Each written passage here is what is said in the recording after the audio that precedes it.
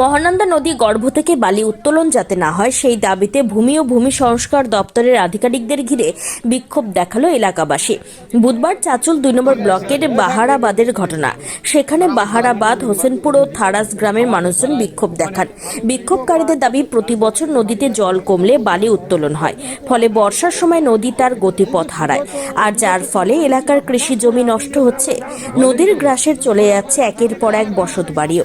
এলাকাবাসীর দাবি, এর আগে বালি মাফিয়ারা সক্রিয় হয়ে নদীর বুক থেকে যত্রতত্রভাবে বালি উত্তোলন করেছে, আর যার মাসুল গুনতে হচ্ছে এলাকার নদী তীরবর্তী নিরীহ মানুষদের। বর্ষায় নদীতে জল বাড়লে বসত বাড়ি নদীতে তলিয়ে যায়, এমনকি বহু কৃষি জমির ফসল নষ্ট হয়ে যায়।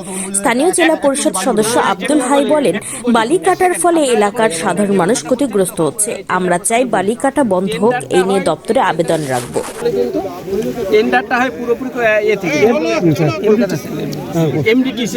এমডিটিসির পক্ষ থেকে এখানে আমার অফিসের কোনো রোল থাকে না, বা ডিস্ট্রিক্টের কোনো রোল থাকে না। লিজ আউটটা হচ্ছে ওখান থেকে, ওই অথরিটি নয়, আমাদের বিলের অফিস থেকে ডিস্ট্রিক্ট ম্যাজিস্ট্রেটই করে দেবেন। ইনারা কিন্তু এসছে কিন্তু সঙ্গে সঙ্গে আপনাদের জন্য, জনসাধারণের জন্য। কিন্তু আপনারা যে কথাটা বলতে চাইছেন যে এখানে একটা ফাইনালের জায়গা দিয়ে দেবো আমাদেরকে, যে আজকে থেকে বালির কাটা যদি না হয়।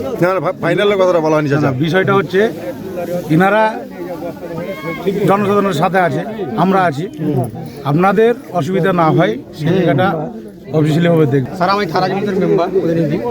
আমার যে থারা ওখানে অনেক কেটে গেছে, মানে কিছু কিছু বাড়ির অবধিও চলে গেছে। ড্রেন আছে কাছাকাছি 100 মিটার হবে, বাড়ি পাশে চলে গেছে। তাতে আমরা যেটা বলছি কি, এই বালুটা যদি এখানে কাটা না হয়, মানে পাবলিক যেভাবে খ্যাপ্ত এখানকার, আরও আমাদের গ্রামবাসী সবাই খ্যাপ্ত, প্রশাসনও ভালো করে, আর ভালো কাটলে বা প্রশাসনও